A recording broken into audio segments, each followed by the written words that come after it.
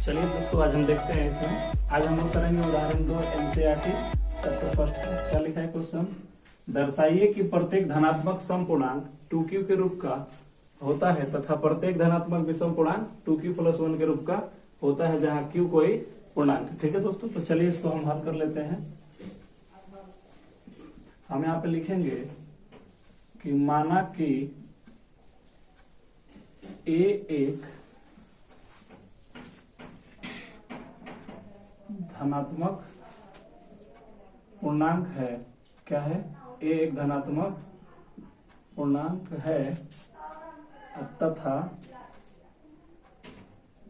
तथा b बराबर 2 है।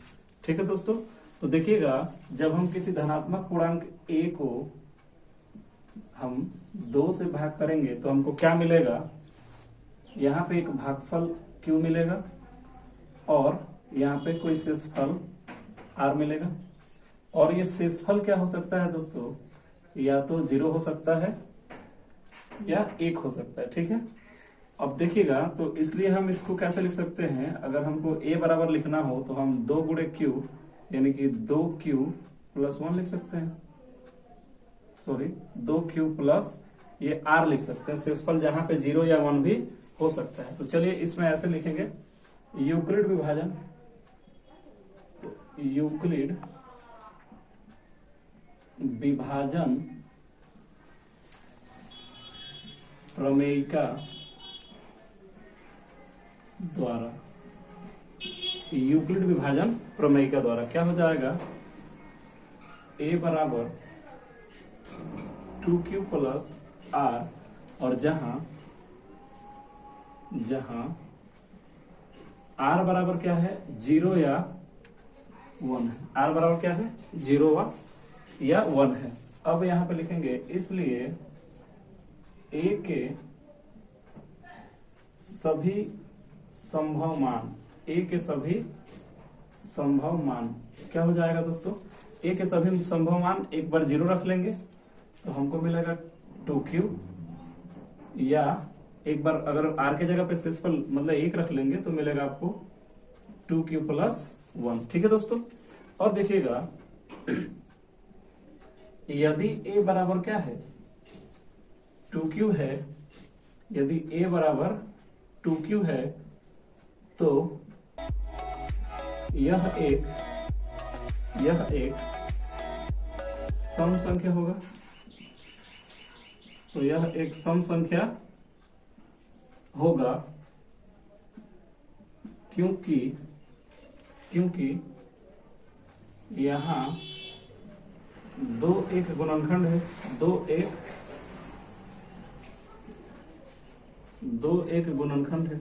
ठीक है दोस्तों, और साथ ही क्या है कि कोई भी धनात्मक पूर्णांक या तो सम हो सकता है या विषम। तो यहां लिखेंगे कि साथ ही कोई धनात्मक पूर्णांक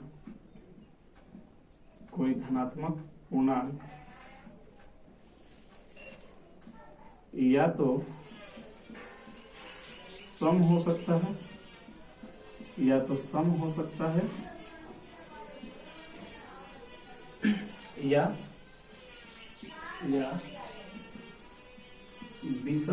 है।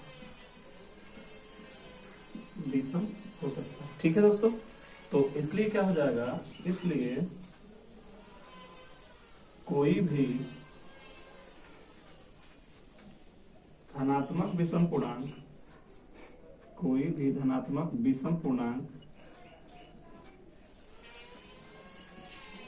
2q + 1 के रूप का होगा।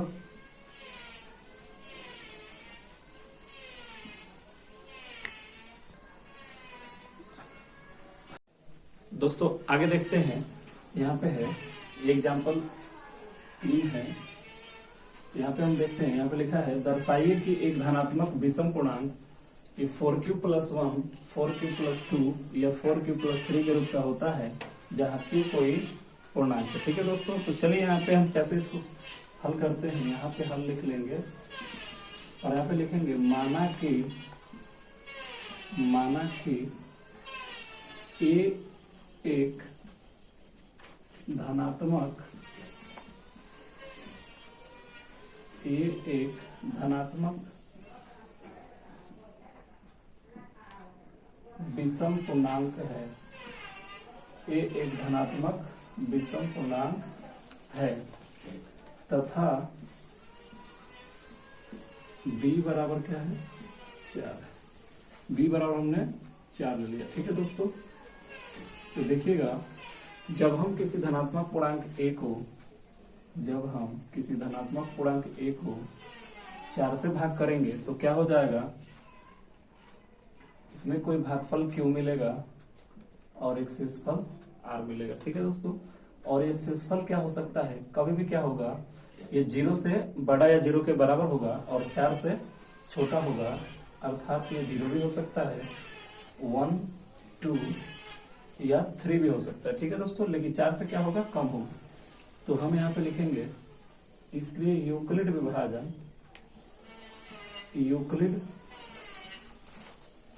विभाजन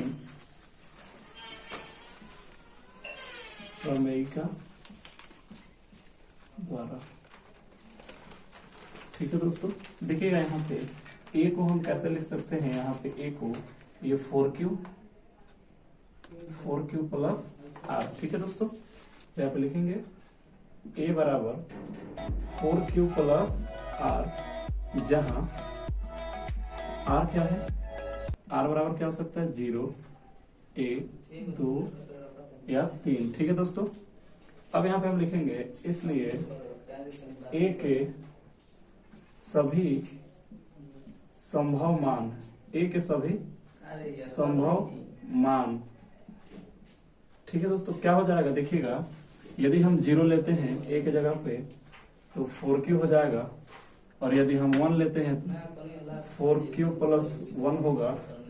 यदि हम 2 ले लेते हैं, यहाँ पे शेषफल की जगह 2 लेते हैं तो 4q प्लस 2 हो जाएगा, और 3 लेंगे तो 4q प्लस 3 हो जाएगा। ठीक है दोस्तों, अब देखिएगा यदि हम इस पूर्णांक और इस पूर्णांक को देखें तो यहाँ पे क्या है, देखिएगा ये सभी सम पूर्णांक है, क्योंकि इसमें देखिएगा 2 एक क्या है, गुणनखंड है। उसको हम ऐसे लिख सकते हैं, ये 4q को हम ऐसे लिख सकते हैं 2 × 2q, और 4q प्लस 2 को हम कैसे लिख सकते हैं, 2q प्लस 1 ऐसे लिख सकते हैं।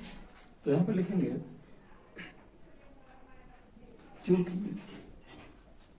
ऐसे लिखेंगे, चूंकि a एक धनात्मक विषम पूर्णांक है, a एक धनात्मक विषम पूर्णांक है। ठीक है दोस्तों, पूर्णांक है, इसलिए यह 4q या 4q प्लस 2 के रूप का नहीं होगा। ठीक है, क्योंकि यह 2 से विभाज्य है, क्योंकि यह 2 से क्या है, विभाज्य। ठीक है दोस्तों, तो जब यह इस रूप का नहीं होगा तो क्या होगा, तो 4q प्लस 1 या 4q प्लस 3 के रूप का होगा। तो इसलिए कोई भी धनात्मक विषम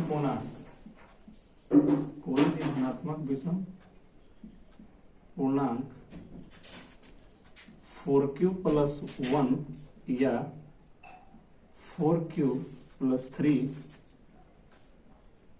के रूप का होगा। ठीक है दोस्तों, और यदि आप लोग को मेरा वीडियो अच्छा लगे तो वीडियो को लाइक जरूर करें, और यदि चैनल पर नए हो तो चैनल को सब्सक्राइब भी जरूर करें।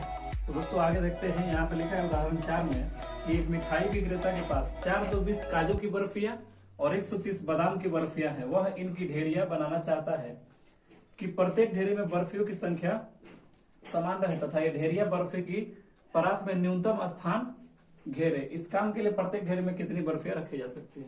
तो दोस्तों हमको क्या करना है, एक परात में बर्फियों का क्या बनाना है, ढेरी, जिसमें ये ढेरियों की संख्या क्या हो, अधिकतम हो, और वो परात में एकदम कम स्थान करे। ठीक है दोस्तों, तो इसके लिए हम लिखेंगे यहाँ पे कि प्रत्येक ढेरी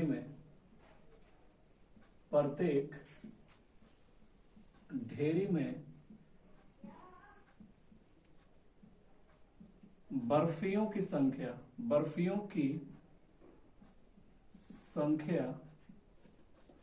बराबर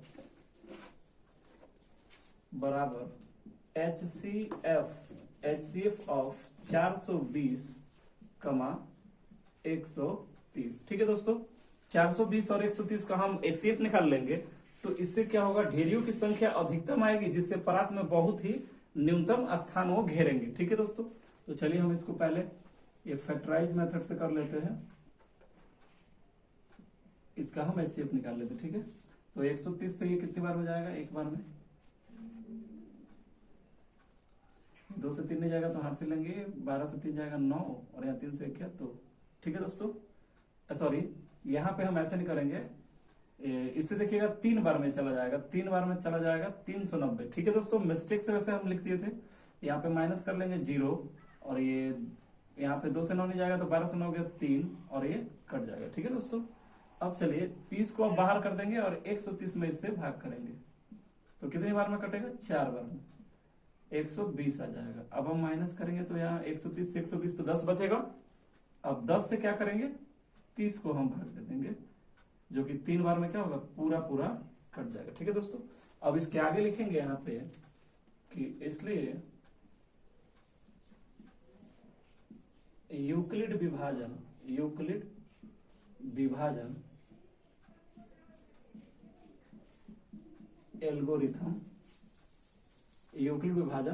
एल्गोरिथम से। ठीक है दोस्तों, और यूक्लिड विभाजन एल्गोरिथम हमने पिछली वीडियो में आपको बहुत बढ़िया से समझा दिया है, तो यदि आपने उस वीडियो को नहीं देखा है तो मेरे चैनल पे जाकर देख सकते हैं। और चलिए इसको आगे हम लिख देते हैं, यहाँ पे जो भी चरण है शेप के वो यहाँ पे लिख देंगे। तो कैसे हमने किया था, 420 में 130 से हमने भाग दिया, कितनी बार में गया, 3 बार में, फिर शेषफल क्या मिला था, 30 मिला था। अब क्या किया हमने कि 130 में, और यहाँ पे देखिएगा शेषफल जो है वो 0 के बराबर नहीं आया पहला चरण में। अब दूसरी बार जब हम 130 में 30 से भाग कर रहे हैं तो ये 4 बार में गया है, और शेषफल क्या बचा था, 10 आया था शेषफल। यहाँ भी क्या है, R क्या था, 0 के बराबर नहीं आया है। ठीक है दोस्तों, अब हम पुनः क्या कर रहे हैं, 30 में हमने भाग किया 10 से, जो कि आपका 3 बार में कट गया, और शेषफल यहाँ पे क्या बचा, 0, यानी कि R बराबर क्या मिल गया है, 0। तो यहाँ लिखेंगे चूंकि R बराबर क्या आ गया, 0, तो यहीं पे प्रक्रिया खत्म हो गई, समाप्त हो गई। इसलिए HCF ऑफ 420, 130 बराबर कितना, ये भाजक जिससे हम भाग करें 10 आंसर क्या आ जाएगा, 10 आ जाएगा, और यही अपना क्या हो जाएगा, आंसर हो जाएगा। और इसको देखिए कैसे लिख सकते हैं, अतः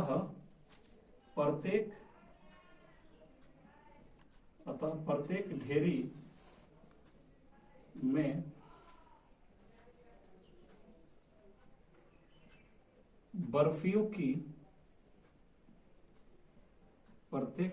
बर्फियों की अधिकतम संख्या